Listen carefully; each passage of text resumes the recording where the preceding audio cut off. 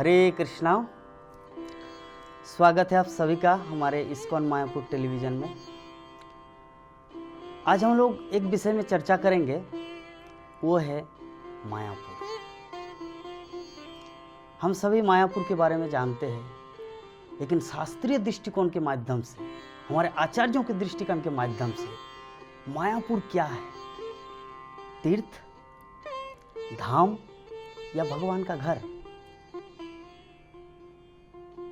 शास्त्रों के दृष्टिकोण में, शास्त्रों में श्लोक आता है, तीर्थ का अर्थ कहा गया है तरंती अनेना, अर्थात जहां पर जाने के बाद व्यक्ति तर जाते हैं उसे कहा जाता तीर्थ।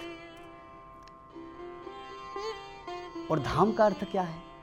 शास्त्र में दो चीज है, तीर्थ और धाम।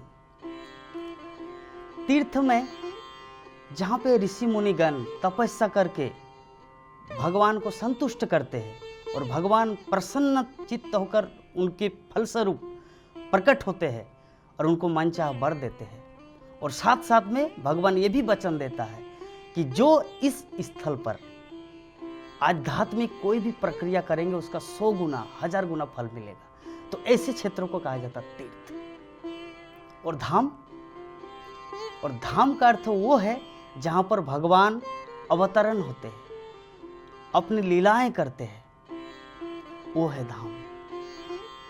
उदाहरण स्वरूप वृंदावन धाम, हरिद्वार तीर्थ। शास्त्र में और एक बात आते हैं, जल की महिमा जहां पर है उसे कहा जाता तीर्थ, और स्थल की महिमा उसे कहा जाता है धाम। त्रिवेणी संगम इलाहाबाद प्रयाग, क्या कहा जाता है प्रयाग को? तीर्थराज प्रयाग। क्यों? क्योंकि वहां पे जल की महिमा है, गंगा जमुना सरस्वती 3 नदियां एक साथ बहती है, इसलिए कहा जाता तीर्थराज। बद्रीनाथ धाम, क्यों उनको तीर्थ क्यों नहीं कहा जाता? क्यों बद्रीनाथ धाम? धाम क्यों है? क्योंकि वहां पे नर नारायण ऋषि भगवान का अवतार, द्वारका धाम, मायापुर धाम। तो हमारा जो मूल टॉपिक है आज के, उसमें क्या है? मायापुर। तो मायापुर क्या है? तीर्थ, धाम या भगवान का घर? इस चीज को हम लोग को ध्यान से समझना है। हम सबको पता है कि मायापुर में गंगा है, और परिभाषा में हम लोग क्या बताएं? जल की महिमा के स्थान को तीर्थ कहा जाता है। तो मायापुर क्या है? तीर्थ या धाम? और यहाँ पे भगवान श्री चैतन्य महाप्रभु प्रकट हुए हैं। श्री कृष्ण चैतन्य राधा कृष्ण नहे अन्य, अर्थात भगवान श्री कृष्ण राधा रानी के साथ प्रकट हुए, गौरांग महाप्रभु के रूप में अवतरण हुए, लीलाएं की। तो परिभाषा में हम लोग शास्त्रों के माध्यम से क्या पता चला? जहां पर भगवान की लीला है, अवतरण लीला, उसे कहा जाता धाम। और जहां पे जल की महिमा गंगा है उसे कहा जाता तीर्थ। तो अभी क्या कहेंगे हम लोग मायापुर को? तीर्थ या धाम? ये बहुत समझने वाली बात है। हमारे वैष्णव आचार्यों का कहना है, अद्यापि नित्य लीला करे गौर राय, कोनो कोनो भाग्यवाने देखी बारे पाई। इसका अर्थ है कि अभी भी भगवान श्री चैतन्य महाप्रभु मायापुर धाम में अपनी लीलाएं कर रहे हैं।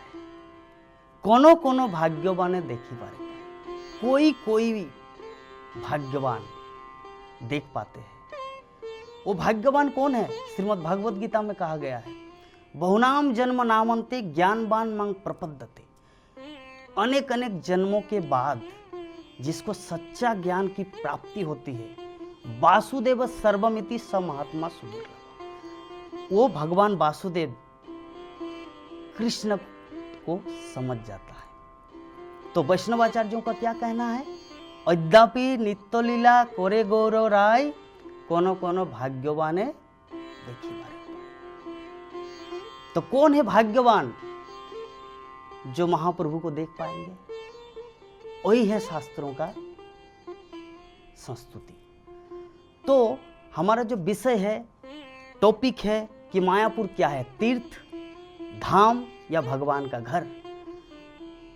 वैष्णवाचार्यों का एक ही बात है कि अभी भी महाप्रभु लीला करते हैं मायापुर धाम में, लेकिन हम लोग देख नहीं पाते, लेकिन वैष्णवाचार्यगण देख पाते हैं। तो जहां पे भगवान रोजाना लीला करते हैं, अपने नित्य लीला करते हैं, उसको क्या कहेंगे, धाम? नहीं, उसको धाम कैसे कहेंगे? धाम का अर्थ भगवान आए, लीला किए और चले गए। लेकिन जहां पे रोजाना लीला होगा उसको धाम कैसे कहेंगे? वो तो घर है। तीर्थ क्या है हम लोग तो पहले ही समझ गए, जहां पर कोई भक्तगण, कोई ऋषि मुनि तपस्या किए, तपस्या के फलस्वरूप भगवान प्रकट हुए और चले गए, वो है एक तीर्थ बन जाता है। और वहां पे एक बहुत बड़ा मेला लगता है, बहुत महान तीर्थ कहलाता है। और हमारे भारतवर्ष में ऐसे बहुत सारे तीर्थ हैं, लेकिन विषय है मायापुर। विषय है मायापुर क्या है?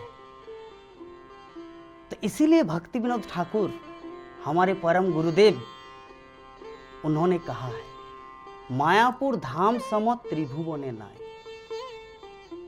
पूरे 14 भुवन में, स्वर्ग मर्त्य पाताल त्रिभुवन का 7 पाताल 7 स्वर्ग, 14 भुवन में मायापुर धाम जैसा कोई धाम नहीं है। हम लोग जानते हैं शास्त्रों के द्वारा कि भगवान कृष्ण राधा रानी की इच्छा पूर्ति के लिए वृंदावन धाम का निर्माण किए। राधा रानी के बोले कि राधा चलिए हम लोग को जाना है भूलोक में। तो राधा ने बोले कि नहीं, मैं नहीं जा सकती। क्यों? क्योंकि वहाँ पे ना राधा कुंड है, ना गिरि गोवर्धन है, ना निधि वन है। तो कृष्ण बोले कि डोंट वरी, चिंता मत करो, मैं एग्जैक्टली एज इट इज जैसा ये वृंदावन है, गोलोक वृंदावन, सेम वृंदावन में आपके लिए भूमंडल में तैयार करूंगा। और वही हम लोग जो उत्तर प्रदेश अर्थात हमारे भारत भूमि में जो वृंदावन है वो है भूलोक, यानी गोकुल वृंदावन, भौम वृंदावन। और भगवान का जो नित्य लीला जो चलते वो है गोलोक वृंदावन। तो कृष्ण राधा रानी की इच्छा पूर्ति के लिए वृंदावन का निर्माण किए भारत भूमि में। और अनंत संहिता, जो हमारे बहुत सारे शास्त्रों में संहिता, जैसे मनु संहिता, ब्रह्म संहिता, गर्ग संहिता, अनेकों संहिताओं में से एक संहिता है अनंत संहिता। उस अनंत संहिता में वर्णन आया है कि श्रीमती राधा रानी भगवान कृष्ण की इच्छा पूर्ति के लिए मायापुर धाम का निर्माण किया। मायापुर धाम का निर्माण किया भगवान कृष्ण की इच्छा पूर्ति के लिए।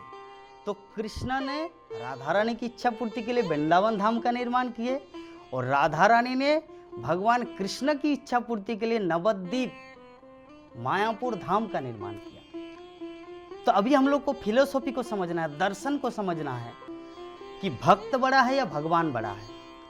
भगवान अपने भक्तों की इच्छा के लिए कुछ करता है और भक्त भक्तों भगवान की इच्छा के लिए कुछ करता है। इतिहास में हम लोग देखते हैं, इतिहास के माध्यम से हम लोग जानेंगे। भगवान श्री रामचंद्र जब लंका गए तो कैसे गए? भगवान श्री रामचंद्र लंका गए तो ब्रिज तैयार करके, पुल बनाकर। और हनुमान कैसे गए लंका? हम सबको पता है, एक ही जंप मार के चला गया लंका। तो भगवान सारे अखिल ब्रह्मांड के मालिक, अनंत कोटि विश्व ब्रह्मांड के मालिक भगवान रामचंद्र एक साधारण मनुष्य के भांति आचरण किए, किंतु अपने भक्त श्रेष्ठ हनुमान उनको महिमान्वित किया कि हनुमान एक ही छलांग में लंका पहुंच गए, एक ही छलांग में गंधमादन पर्वत।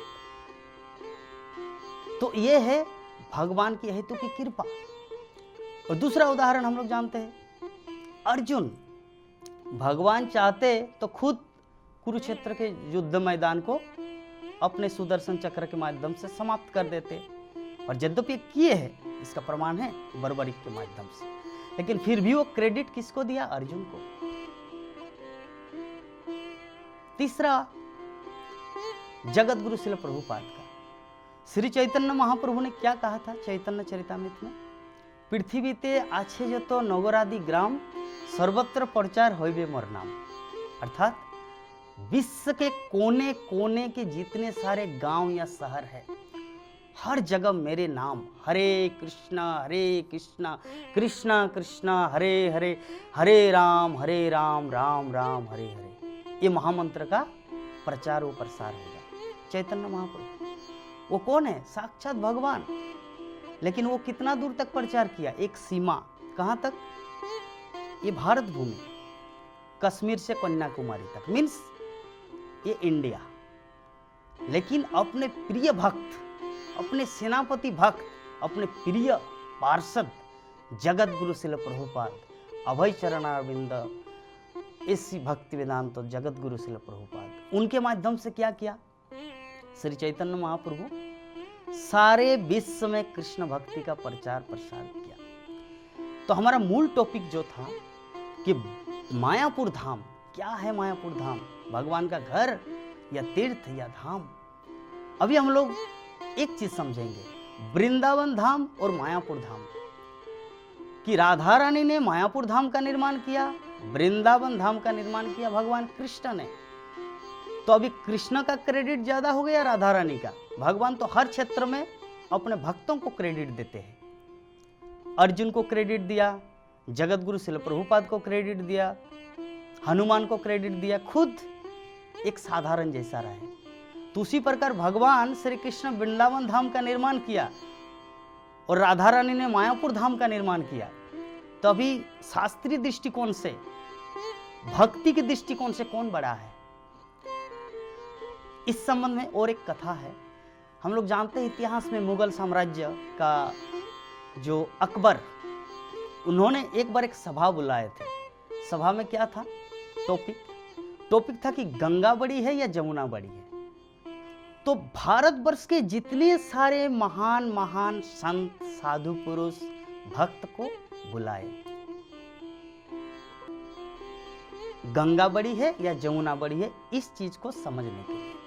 तो जितने सारे महात्मा, जितने सारे ऋषि मुनि, जितने सारे भक्तगण वहां पर आए, हर कोई गंगा की महिमा का वर्णन कर रहे कि महाराज गंगा तो सर्व दृष्टिकोण से बड़ी है। तो फिर भी महाराज मीन्स अकबर को मन में शांति नहीं मिल रहा था, उनको सेटिस्फैक्शन, संतुष्टि नहीं मिल रहा था कि गंगा बड़ी है लेकिन जमुना कैसे बड़ी नहीं। इस संबंध में उनका कंफ्यूजन। तो ऐसे में कुछ ब्राह्मणगण अकबर को उपदेश दिया कि महाराज इसका उत्तर एक व्यक्ति दे सकता है, वो रहता है वृंदावन में। कौन? षड गोस्वामियों में श्रील जीव गोस्वामी, कि जीव गोस्वामी इसका उत्तर दे पाएंगे। तो अकबर बोले कि ठीक है, तब उनको बुलाया जाए। तो ब्राह्मण बताया कि लेकिन उनका कंडीशन है। क्या कंडीशन?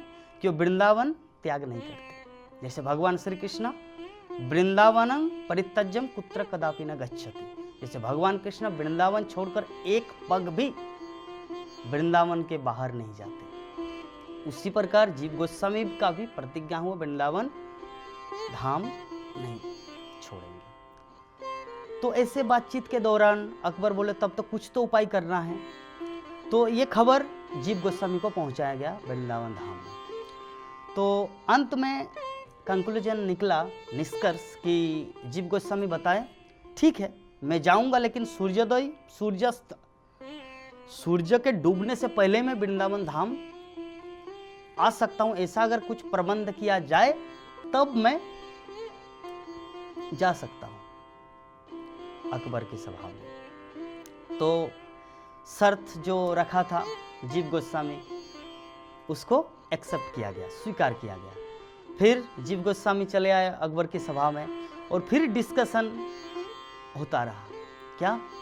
कि गंगा बड़ी है, जमुना बड़ी है। तो गंगा की महिमा जीव गोस्वामी कितने सारे वेद, वेदांत शास्त्र, उपनिषद, वेदांत सूत्र सबका उल्लेख करके गंगा की महिमा बड़ी मात्रा में की। तो अकबर के मन में फिर भी संतुष्टि नहीं आ रहा था। बोले कि सेम थिंग जो बाकी ब्राह्मणगण जो आंसर दिया था, उत्तर दिया था, वही उत्तर जीव गोस्वामी भी दे रहे हैं। तो उसके बाद जीव गोस्वामी लास्ट में अंत में एक चीज बताया, क्या कि महाराज आपका मेरा एक प्रश्न है। तो महाराज बोले कि अच्छा बताइए। बोले कि आपके घर में, आपके राजमहल में आपकी पत्नी भी है? बोले कि हाँ। और आपकी दासी भी है? बोले कि हाँ। तो मेरा प्रश्न ये है, आप किससे प्यार करते हैं ज्यादा, दासी से या आपकी पत्नी से? तो अभी महाराज अकबर तो पूरा कंफ्यूजन में पड़ गया, क्या बात है ये। तो बाद में उसको समझ में आया। तो जीव गोस्वामी कुछ एक दो पॉइंट आउट कर दिया। बोले कि देखिए, जमुना जो है ना, वो भगवान कृष्ण की 16,108 रानियों में से एक है, कालिंदी। और गंगा कृष्ण की पत्नी नहीं है। यद्यपि कृष्ण से ही निकला है वामन देव के माध्यम से, तो कृष्ण की पत्नी नहीं है, जबकि कृष्ण की पत्नी है जमुना। और गंगा भी उनके भक्त है। तो अभी आप विचार कीजिए, आपके घर में एक दासी भी है आपके राजमहल में, और आपकी पत्नी भी है। आप खुद डिसाइड कीजिए कि कौन बड़ी है। और जीव गोस्वामी वहां से वृंदावन धाम की ओर प्रस्थान किया। तो कंक्लूजन क्या निकला कि जमुना बड़ी है। तो इसी प्रकार हम लोग समझ सकते हैं कि जो मायापुर धाम और वृंदावन धाम,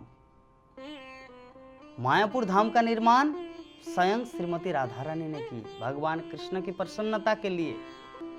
और गंगा या वृंदावन धाम भगवान श्री कृष्ण राधा रानी की प्रसन्नता के लिए की। तो निष्कर्ष ये होता है कि जो मायापुर धाम है, मायापुर धाम जो हमारे आचार्य श्रील भक्ति विनोद ठाकुर ने कहा है, मायापुर धाम समत त्रिभुवने नाय। तो मायापुर अल्टीमेटली अंत में यही कहूंगा, मायापुर भगवान का घर है।